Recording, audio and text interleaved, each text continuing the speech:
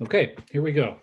All right, welcome everyone. I'm Councillor Glenn, and I want to welcome everyone to tonight's information meeting about 21 Huntmar, which is a development proposal from North American Group. Maybe I'll start by introducing all of the faces that you see on your screen right now. We're going to hear from most of them at some point in tonight's call. We have Colette Gorney, who's the city planner for this file. Hi, Colette. And we have Jeffrey Wren, who's a co-op student. It's University of Waterloo, right, Jeffrey, that you're from, and you're a co-op student with City of Ottawa over the next few months. And then from the team at North American Group, we have Ron Richards, Steve Bishop, Victoria McCrum, and Rod Leahy. Rod is the architect on this project. So we'll be hearing from different folks throughout the call. I'll tell you how it's going to work. We are going to get a presentation from Colette as the planner and also from the North American team. And then we'll have an opportunity for Q&A, questions and answers. So if you have a question or comment to make, there's a few ways that you can do that. If you're watching us on Zoom, please use the Q&A tool and you can type in a question. You can also raise your hand if you want to speak rather than type. You can raise your hand and we will get to as many questions as we can later on. And if you happen to be watching the Facebook live stream, you can type a question in the Facebook chat area or Facebook comments area, and Jordan Moffat, who's from my team at City Hall, will be moderating. So he'll be watching for your questions and comments and then directing them to different people who are on the call today. Before we get started on the official program, I just wanted to show you something on my website if you're tuning in. A couple things, actually. First of all, we have quite a bit of development happening here in Stittsville, and you can learn more about all the development applications, including this one, by clicking on the development tab on my website. It's at glenngower.ca. And if you click on the development tab, a map is going to load up. So that's what's loading up here. And this map has a list of all of the development applications in Stittsville. So there's quite a few happening. There they are. Not all of these are active. Some of them are on pause. Some of them are already approved and in development. But if you scroll down a bit lower, you can see all the latest information about development applications or about meetings like this one. And we have a lot of development happening in Stittsville, as people know, and it seems like about every week we have another meeting. So there's lots of information there if you're looking to find out about development. And the other good way to stay up to date is to subscribe to my email newsletter. So look for the newsletter tab on my website. And once you click there, you'll be able to enter your email address and your name. And every Wednesday or so, we send out a summary of what's happening in Stittsville. So I do want to set up this meeting a little bit to say 21 Huntmar. It is just north of the Keg restaurant and across the street from the Food Basics. We're looking at a site plan, and I know Colette's going to talk about this a little bit later. We often have questions about what's the difference between site plan and zoning, and you know, how do things work. So this is what we're going to hear about here. And really the purpose of this meeting is to get a little bit beyond the sometimes the dense planning documents that are posted online. There's a ton of information on my website and the city's website, but it can be really hard to decipher that into plain English. So that's really the purpose of tonight's meeting, is to hear directly from the planning staff and from the architect and from the builders here, and really get a better sense of what they're proposing, and a chance for you to ask your questions and make sure that you get any answers that you need this evening. So I will pause my voice and I will pass things over, first of all, to Colette from the City of Ottawa Planning Department. Colette. Thank you. Let me just share my screen real quick. Can everyone see my screen? Looks good. Looks good. Okay. So I'm Colette Gorney. I'll be the file lead or the planning lead on this application as it goes through the process. So just a quick overview of the site plan process. So we've received the application from North American, and we've circulated it both to technical agencies and members of staff, as well as the public. And then following the end of the circulation period, which actually has ended already, we consolidated all the comments received from technical agencies, staff, the public, and we provided to the applicant. And now it is up to the applicant to make revisions to their initial submissions and address all these comments. And so we typically go back a couple times between the city and the applicant until staff are satisfied that all the comments have been adequately addressed. And then at that point, we finalize the plans and we draft the conditions of approval. And from there, I will draft an approval report and send it out for concurrence to both the ward councillor and the applicant. And then once we have all the concurrence received, I'll send it to my manager for approval. And then anyone who comments or attends this meeting throughout the entire process, you'll also be notified of the decision at that time. And so kind of what Councillor Gower was saying, this is the subject site, 21 Huntmar Drive. It's just north of Hazeldean on Huntmar. And then, so a bit of policy context, this site is designated as general urban in the official plan, and this designation permits a wide range of housing types, including apartment dwellings. And this is also seen in the Canada West Community Design Plan, which the project site is also a part of. It's in residential area B, and this designation also permits a range of residential use, including apartments.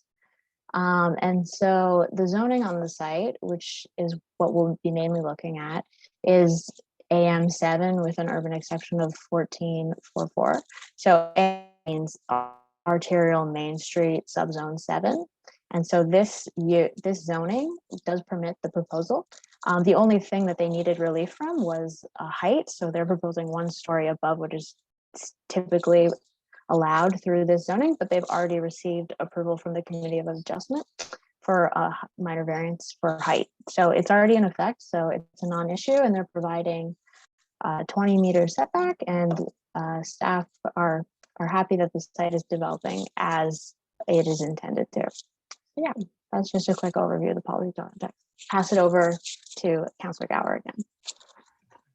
Thanks, Colette, for that overview. So at this point, we'll turn things over to Rod Leahy, the architect, and Rod's got a bit of a presentation and overview of what they're proposing here. Rod.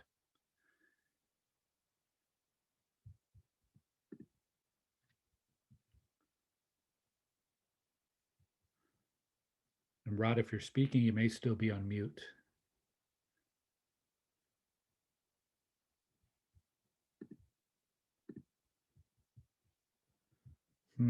I don't hear Rod. So Rod, if you can hear us, I think you're still on mute. I am. There okay, I have to start that over again. Excuse me. Okay. All right. So there, can everybody see the screen? Yes, it looks good. Good. All right, thank you everybody for taking your time out of your evening. I'm pleased to present the proposal. We've been working on this project for quite some time, and I'm quite pleased with the end result. So the project is, as mentioned, is on Huntmar, just north of the Keg. It's quite a large flat site backing on to the, I believe, seniors residence to the west, as well as the open space further for the north half of the site. And directly, of course, across from the shopping complex. So we're proposing on the site 2 6-story buildings. The buildings will be designed to be in phase. So phase 1 is the northern building, or building A.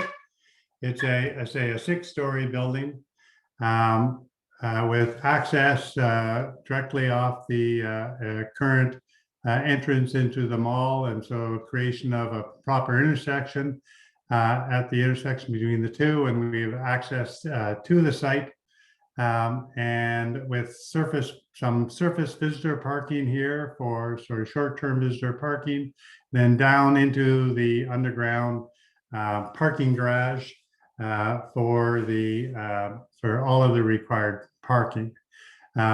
This underground parking garage in phase 2 would be expanded over the balance of the site, and then the second building would be constructed at a later point at 6 stories. So currently designed, there's 140 units in phase 1 or building A, and I believe 240 in building B. We've got as mentioned, we have a large 20-meter setback to the north of the property against the residential property. And then we have smaller setbacks, I believe, 10 meters to the west and 3-meter setbacks across the front. The site features, I say, this large courtyard with private green space, amenity space, featured in both Building A and Building B. And then, as you'll see in the drawings as we move through, a landscape roof area in a very controlled way, sort of with an outdoor amenity space for the residents, for outdoor barbecue areas and enjoyment areas. So all of the parking, as I mentioned, save for a small amount of indoor parking, is located below grade. We're currently parking at a rate of 1.2 per residence plus 0.2 for the visitor parking. So a total of 1.4, which is consistent with the parking requirements in this area. And it's a overall 1-story parking, and then we have a smaller 2-story area or P2 level just to make up the difference of all the parking spaces. The ground floor this is a purely residential project. There's no commercial area within this project. There's ample commercial in the area across the street. And so generally the ground floor is made up of residential units, and key to the design has really been the idea of almost like a townhouse type feel to the units across the street. They have large outdoor patio areas and potential with sidewalk connecting to the main city sidewalk. You see a large lobby area that sort of basically welcomes people into the site, and then amenity on the ground floor. And these things, I think, will be sort of fine-tuned as we go through the design development, but generally that's the way both sites work. We have a high ratio of 2-bedrooms units in the first phase. I think we're probably at about a 60% 2 bedrooms, 40% 1 bedroom. So we have a full range of 1 bedroom plus 10, 2 bedrooms, 2 bedroom plus 10s. And there's a potential for the 2 bedrooms and den to actually be designed with a little bit care to really 3-bedroom units with large outdoor areas and a large open green space as well. As you move up the building, generally it's just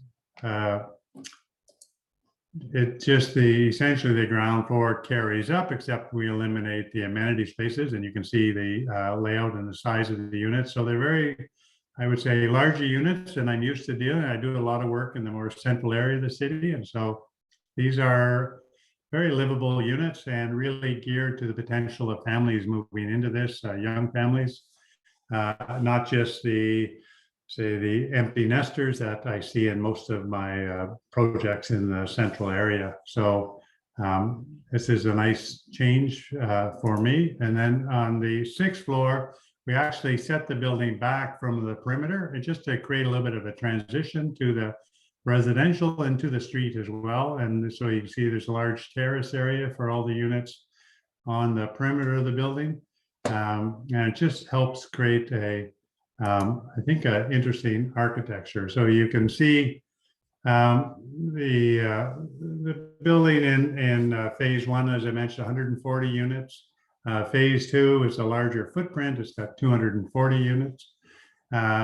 And you can see we featured rooftop lounge. We've created a nice sort of terracing back on the upper floors just to give a little bit nicer scale to the project. Balconies are a combination of recessed balconies and traditional banquet balconies that stick out. And then, of course, we use various techniques of color and detailing to begin to scale down. It's a very large building, and we're using these to scale down the facade and try to break it up into smaller components.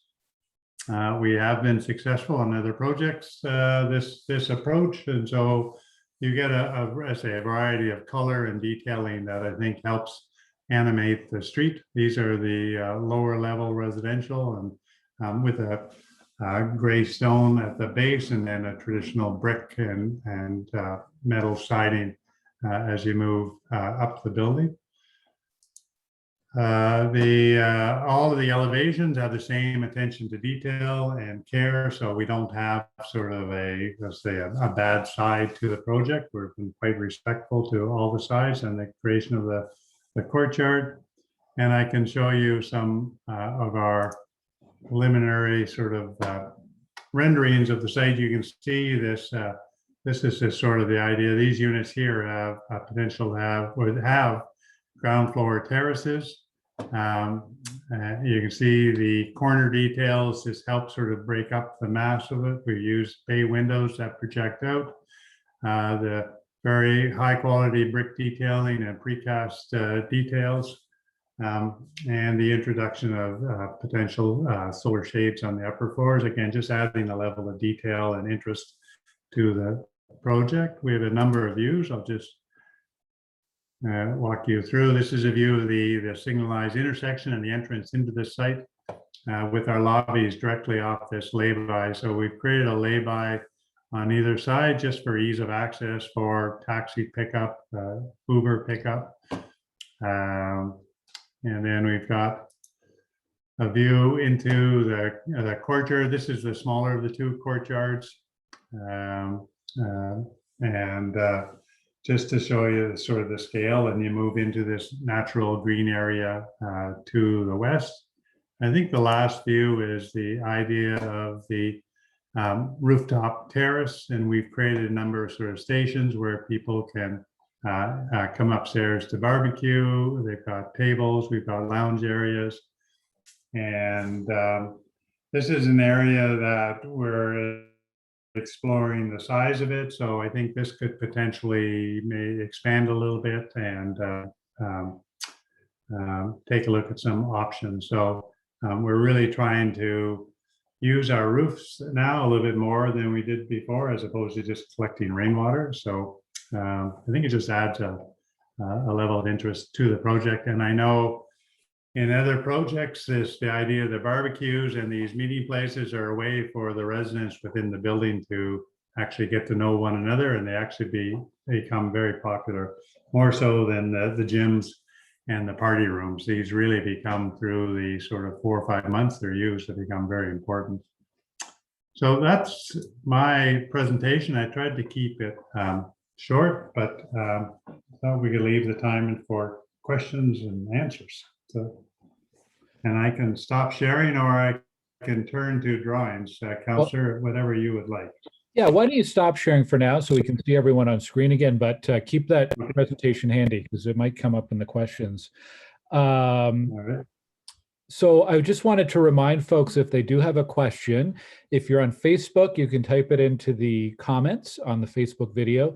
And if you're on Zoom, you can use the Q&A panel, or you can raise your hands. And Jordan from my office will be looking for your questions and moderating a bit. While we're waiting for a few questions to come in, I wanted to just ask, I saw in the plan there would be a sidewalk that would be built along Huntmar in front of this. There's not a sidewalk there now. There was one several years ago, but it was at some point removed. So that's a good thing. But can you give any details about how the pathways might connect to the different properties further west of here? For example, the Wellings property, where there's already a bit of a pathway network that's, I guess it's started and still a bit in development. So what kind of a pathway connections could we expect here? I'll take a shot at that if I might, Councillor. It's Ron Richards, representing North American. We've got 2 points of access. Of course, the existing access that comes in a little bit north of this site through the residential development into the open space area. And secondly, there's access within our site directly to the open space area and the trail system.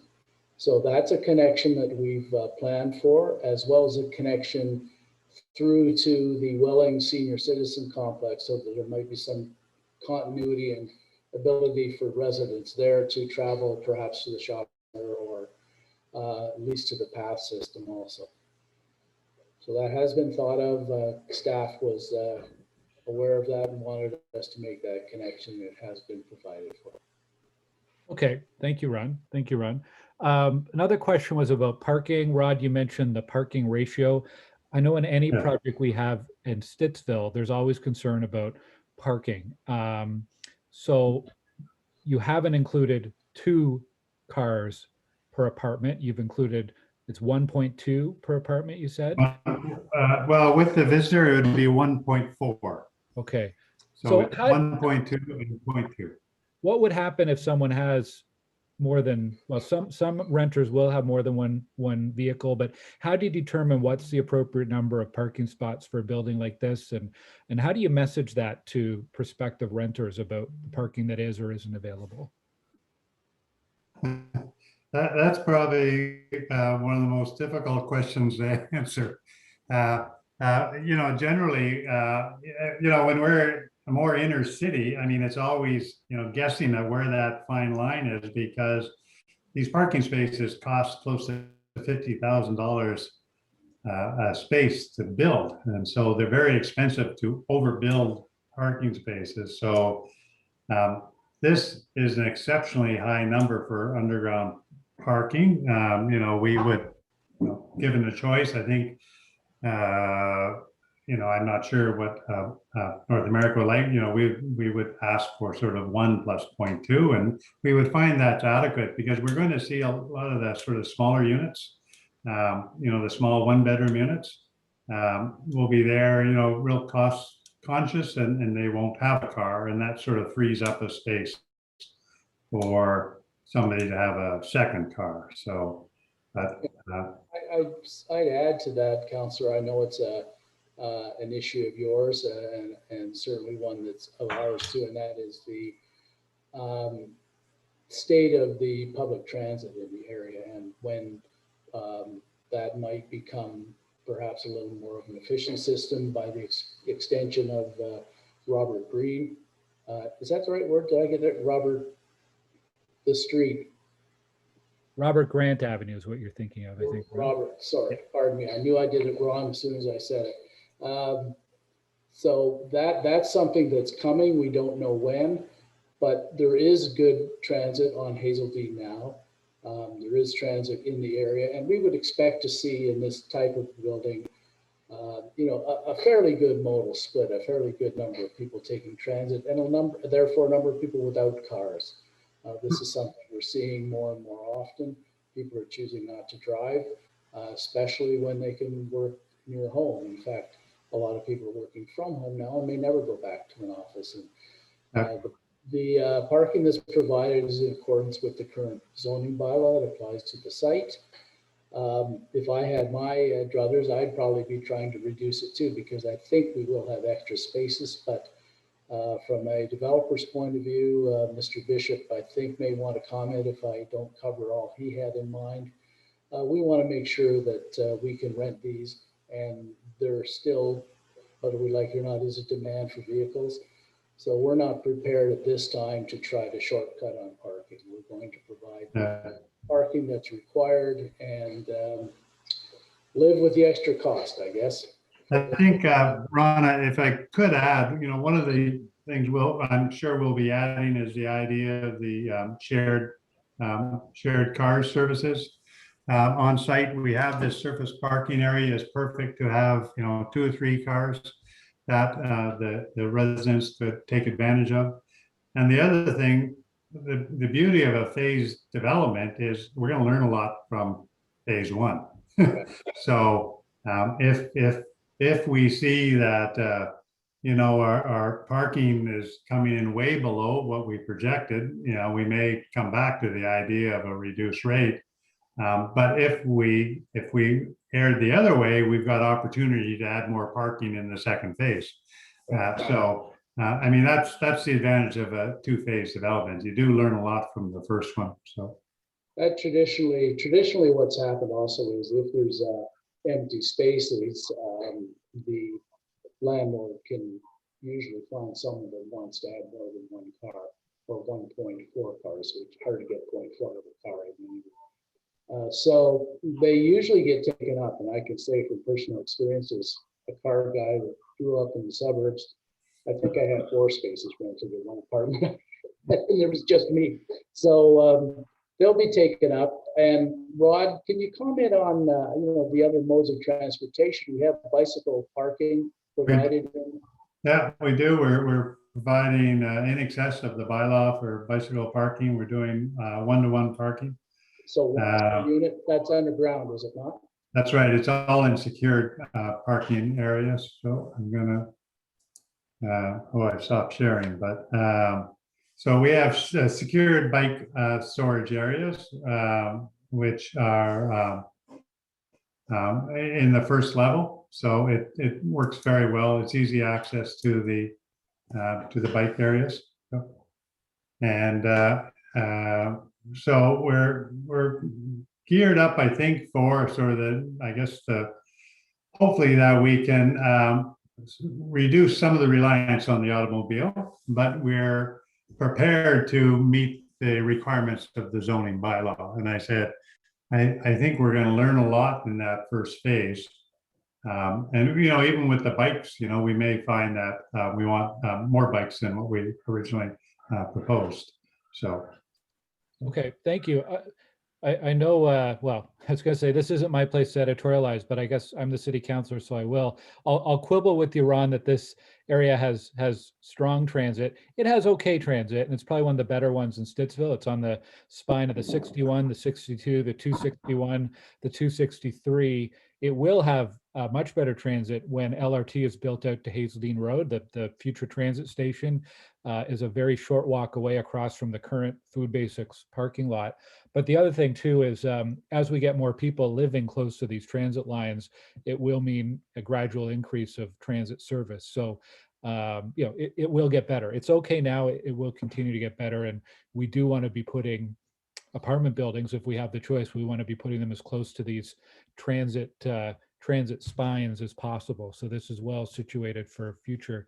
I wanted to maybe get some clarity on the phasing, but I'll ask a more broad question. What do you anticipate in terms of timelines before construction begins, before it might be ready for people to move in, and the timeline or the gap between phase 1 and phase 2? I'll start, and I think I'd ask Steve just to confirm.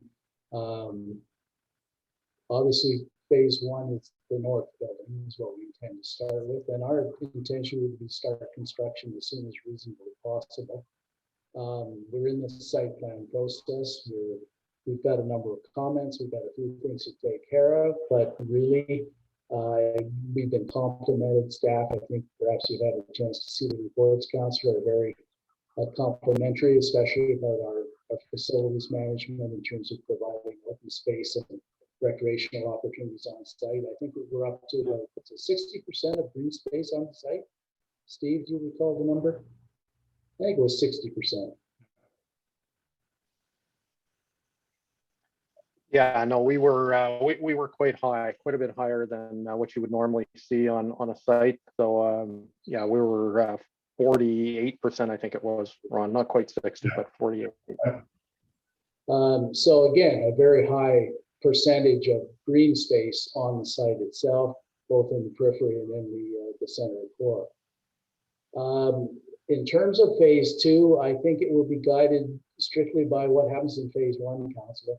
If it leases up very quickly, and we didn't point out this is a rental property development. If it leases up quickly, as I expect it will, then that obviously will give us greater impetus to begin phase 2. I can't be any more specific than that. Okay. Jordan, we have some questions from residents. Yes, we do. First question's about one of the renderings that Rod showed. So maybe Rod, you can bring up your slideshow again. This was about one of the renderings had a view of what Huntmar Road might look like, and it included what looked to be some sort of landscape boulevard in the median of the road. Was that just for presentation purposes, or have you designed that? Is there any sense of design of what that intersection is going to look like? and this is for Glenn as well, will the city be responsible for this, and will it be phased with the building project? All right, so is the screen up now? Nope, No? not yet. There you go. Yep. Yep. All right, so I'm wondering if this was the shot that,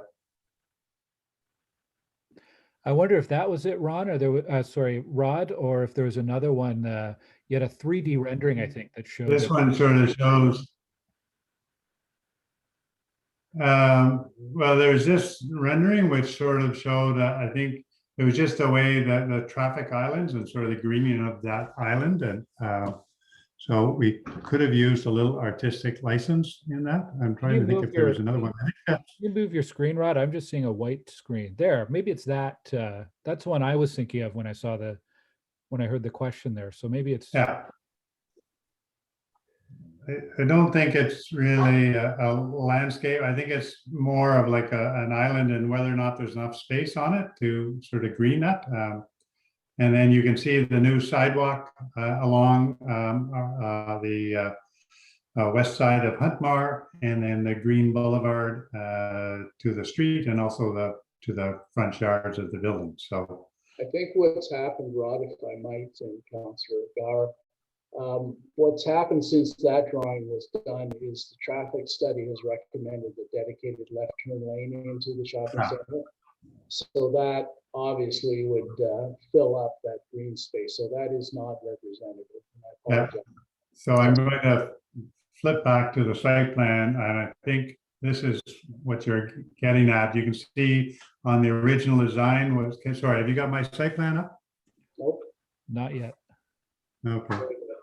There it is. Computer's acting up. Yeah, how about now? Can you see it? Yes, I can see what happened. So you can see this was that original, you can see the line actually of where that green island was, and then here the left turn lane has come in and basically absorbed that. So that's the left lane in, and then you can see the left lane in on the opposite side going into the food basics. And then in terms of financial responsibility, correct me if I'm wrong, anyone else here, but it is going to be built and paid for by North American Group, by the developer, rather than by the city. That's correct. And I don't think this is not a final design either, but a concept of what it could look like. I think there's some more review and approval and scrutiny from the city's transportation department before that intersection design would be finalized. Yeah, There's another. a separate design exercise that is taking place with our traffic engineers and the traffic department for this improvement. Yeah. I'd like to say I'm really pleased to finally see a signalized intersection here at the entrance to the food basics, not only because of the convenience it gives to traffic. I know there's a lot of pretty precarious turns that are currently happening in and out of that food basics, but also to actually have a signalized pedestrian crossing midway between the roundabout approximately and Hazeldean Road. So for folks who live on Coriolis or Gallantry, I know they've very much been looking forward to having a signalized crossing to get across that wide portion of Huntmar. So that's definitely a positive if this project goes ahead as planned. I think somewhat grudgingly, we're providing that at your insistence, Councillor. As you may know, the traffic studies said it wasn't warranted, but your case is fairly compelling, and we saw the wisdom in providing that up front. Just seems to be the right thing to do, regardless of the transportation studies. Yes, yes. Jordan, back over to you. Yes, one more question. This one's about the landscaping plan, trees specifically. Will trees be planted around the entire perimeter of the property? If not, why not? Well, I think the site plan that's on the screen now gives you an idea of the planting. There will be trees planted around, I would say, 3/4 of it. You can see the new trees are illustrated on that plan. There is, of course, on the west side, half of the property line is an open space and heavily forested area. So we're being cognizant of the fact that there are some species there that need protecting, and we're not doing any real construction or intervention into that area. You can actually see that the building on the north is it? Maybe not. Rod, it was at one time slightly shrunken away from the setback. Is it the same now? About the same as the other building? Anyway, we left a very generous setback from that woodlot to protect the existing species, some of which are relatively rare. And we actually increased the setback from the city's requirement to make sure we were outside the drip line of the existing trees. Right. To ensure that their root system would survive. So we will be adding trees. The area of 20 meters is going to be fairly heavily landscaped. That's at the north end of the site. The center section, pardon me for that. The center section is can't get it to stop. The center section is, as we pointed out earlier, has much greater landscaping than most residential apartment dwellings. They are also going to be different types of landscape courtyards of the active, which will provide, exercise facilities, not sports fields, but exercise facilities, gazebo, places where people can have a quiet moment sitting outside. The activity, the outdoor activity, will be on the roof, which is the lounge area and the barbecues. So there is an extensive amount of new trees being added. This is not the landscape plan per se. This is the site plan that's been developed by the architect. But we are putting trees along the east side, as you can see. Along the south, we back onto a parking lot. The green area between the property line and the Keg restaurant parking lot has trees on it now. We'll be augmenting those trees on our property. And, as far as we know right now, the city is very happy with the amount of trees we put on the site.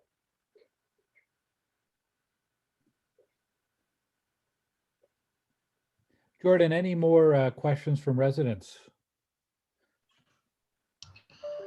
No, we're currently out of questions. Okay, what's our time? We're at 7:12, so almost 45 minutes in. I have one more thing I wanted to ask about. Rod, you had mentioned earlier the configuration of some of the apartments could allow for 1, 2, or even 3-bedroom apartments to be better suited for families, which this is very welcome news. I haven't heard this before about this project, and it's something that I speak with a lot of builders and developers when they're talking to us about Stittsville projects. And I always say, I wish we could get not only apartments, but apartments that are better suited for families. So really welcome news. I guess though, the exact configuration at this point is still very much up in the air, and I don't want to assume, but it sounds like based on the demand for building A and market demand going forward, you still have quite a bit of flexibility. There's nothing really set in stone, the configuration at this point. Is that right? That's right. And so we do a best guess, both through North America. They've done independent market research. I'm involved in a lot of projects. And so we sort of help supplement their research that's being done. And we're seeing Ottawa has always been ground orientated, so much so, but it's getting so expensive to live in the houses, and now that people are beginning to move the idea of actually raising families. So, and you see the larger cities of adopting this in a much bigger way than Ottawa is, but I think this is a great move in the right direction. The idea that you can create as a 2-bedroom plus study, and the study is easily convertible to a third bedroom, or you just do a straight 3-bedroom too. So I think, as I say, the great thing is we can market and build A, and then we'll react really quickly to building B if we see there's a big uptake on the families coming in, and we expect there will be. Because, in 1,200, some of our units are very large. They're 1,100. Some, I think we've got a couple of 1,200 square feet. That's a really nice sized bungalow when you think of it. So And it's as a rental building, you know, there's no outside expenses. So it's a really great way for young families to start or older families to end up. Right. And Speaking from the other end of the spectrum, speaking from this end. So, yeah. The dens also are great because we are, I believe, going to see more work or continuation of work from home. So people are looking for that more dedicated space instead of working on the kitchen table. Yeah, we're almost, you know, I think most of our ones even will be 1 bedroom plus den. And even the smaller ones, we will design at the very least a little, we'll call it a nook area for lack of a better word, but a place for a dedicated desk as opposed to the kitchen table. We're just seeing that even, you know, as we go back to work, you know, I think people are just getting used to that home office and they'll want to keep that whether they're working from home or not. I think just a way to sort of organize their personal life. So. Jordan?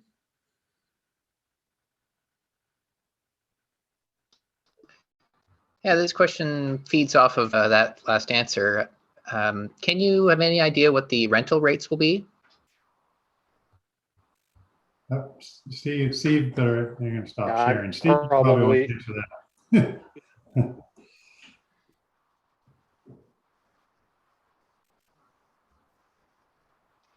Yeah, so I'm probably the best one to answer that. At this time, no, we don't. I mean, that's something that will get determined closer to release time.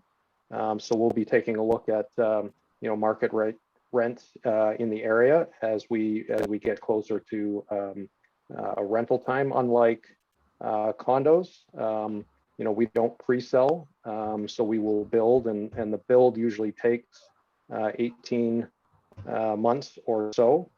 And so we could be, you know, a couple of years from now before we're actually ready for occupancy. And so that's closer to the time we will determine the rent. Okay, can we narrow it down at least? Steve? My sense is this is not going to be high-end luxury rentals, but it's also not going to be, you know, considered affordable housing necessarily. It'd be probably some kind of a mid-market price point. I would agree with that, Councillor. This is, you know, this market and developed, great. You know, I think everybody will be quite pleased with the end result. I think we have one more resident question. I'll go to Jordan. Yeah, this question is, will there be a pool included in the building? Rod? At this time, no. No. All right.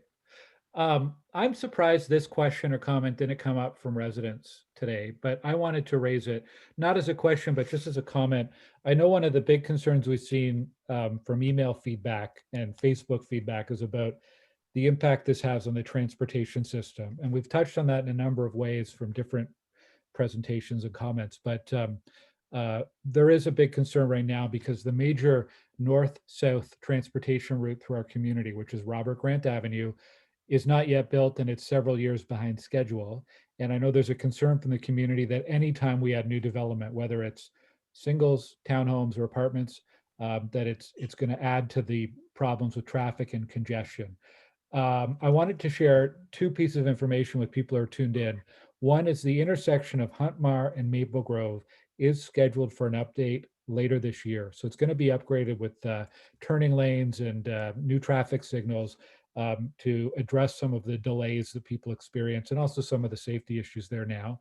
We've talked about how this development will also have a traffic signal at the food basics entrance, so that'll improve safety for all road users. It will eventually be near a light rail bus station at Hazeldean Road. That's phase 3 of light rail, still several years out. But I am working every day at City Hall to accelerate construction of Robert Grant Avenue. Right now, it doesn't look like Robert Grant will be completed to the Queensway until the end of the decade. But my hope is that we can move that up through different funding opportunities, different city policies, and get that road built as soon as possible. Because it's really important that we close the gap between when homes and apartments are built and when we have the transportation to serve it. So we're continuing to work on that piece to try to get Robert Grant Avenue built as soon as possible. And that'll benefit not only the people who might be moving into this building, but also the entire neighborhood of Fairwinds and Bryanston Gate and Fringewood and Granite Ridge, and especially Fernbank to the south as well. I'll just do one more check, Jordan. Any more questions coming in through Zoom or Facebook before we wrap up?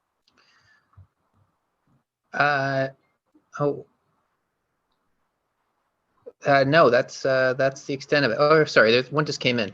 Okay, last one. Will the buildings accommodate the use of green bins by apartment residents? Interesting question. This has been a hot topic this week at the city. I want to Steve, if he's experiencing that in his other buildings. I know we definitely are moving that way. So We have not made that determination yet. You know, as we get closer to launching, we'll be spending some time on the operational side and determining, working with our hauler,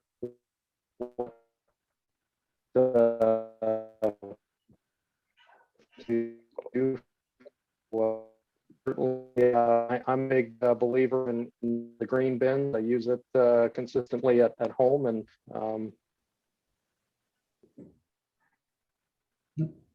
Your answer broke up a bit on my end, Steve, but I think we got the gist of it. Although I will give you a heads up, I think by the time this might be built, if it's approved, you might be required to have green bins as part of the apartment. yeah, that's, Yeah. I sense that's coming. More likely. Okay, so we will wrap it up there. I want to thank Ron, Steve, Victoria, and Rod from North American for joining us today. Thank you to Colette and Jeffrey from our city's planning department. Thank you especially to Jordan for moderating the questions and helping to set up this whole meeting this evening. I was a little bit distracted tonight, and I'll tell you why. I was trading text messages with councillors and the mayor about the splash pad situation. Splash pad, including the Bandmaster Park splash pad nearby in Fairwinds, opened yesterday, and I understand it was pretty packed today, and we all of a sudden heard today from the province that they want us to shut them down. So we are trying to get in touch with the provincial politicians, the MPPs, to try to get them to have some common sense as we head into a heat wave of a weekend. We need a safe place for kids to cool off in our city. So I hope we can get those splash pads open this weekend. Just ignore the problem. Well, someone told me to take political advice from me, but I'm going to give it anyway. Just ignore them. You'll have the people with you. Well, anyways, we had some good news from the province that things will be reopening, and hopefully we can get splash pads right away as part of that. And I hope we can get schools open soon as well and get especially elementary kids back to school. Yeah. Anyhow, this is about development, not about COVID restrictions. Thank you everyone for attending. We will be posting a video of this on YouTube within the next couple of hours. And as always, if you have any questions or concerns that you weren't able to share today, or perhaps you're watching this video in archive format later on, you can email me at glenn.gower@ottawa.ca, and we will share your comments and questions with the folks who are on the call today. Have a good night. Thank you. Thank you, Councillor. Thank you. thank you, Councillor.